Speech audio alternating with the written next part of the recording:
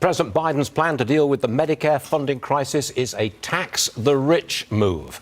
Congressman Barry Loudermilk, Republican from Georgia, joins me now. Congressman, I got to tell you this, and I think we agree on this. Taxing the rich is very popular. There's not many rich people, and we don't care much about them. So, in other words, if Biden is determined to tax the rich, can you turn that around? Can you turn it back? Well, it's very difficult, but, how can you trust anything that's coming out of this White House?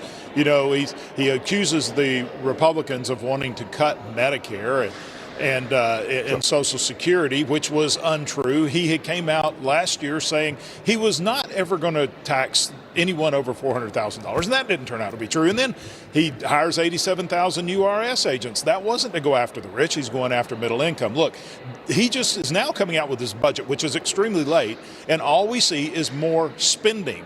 Even in the State of the Union, he laid out this great spending plan and said he was going to cut the deficit by spending more. You can't trust anything that's coming out of this White House. Okay, Congressman, let's change the subject from this. 23 people facing domestic terrorism charges after the protests at the planned Cop City training site in Atlanta.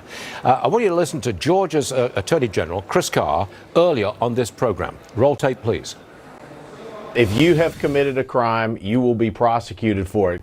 If you use violence to damage infrastructure or property in an attempt to change public policy and influence decision-making, that's domestic terrorism, and it carries a 5 to 35-year charge. We're not Oregon and Washington. We're not going to look the other way.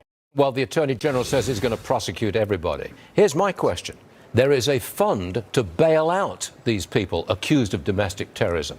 Am I allowed to know who wants to bail out the terrorists? Am I allowed to know the names of the people who are supporting them?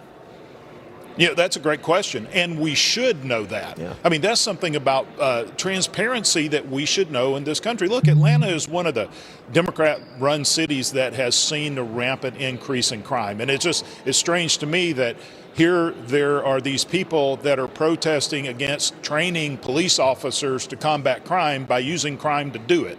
It makes no sense whatsoever. But when they are put in jail and they're going to get bailed out, we need to know who is doing that. These are domestic terrorists. And I know Chris Carr, I know Brian Kemp, both personally, and they're serious about prosecuting these criminals. That's how you end crime, is hold them accountable for their crimes. Maybe at long last we'll hold domestic terrorists accountable for what they have done. We can but hope. Congressman Barry Loudermilk from the great state of Georgia, thanks for joining us, sir. Appreciate it all. All right. Thank you, Stuart. Yes.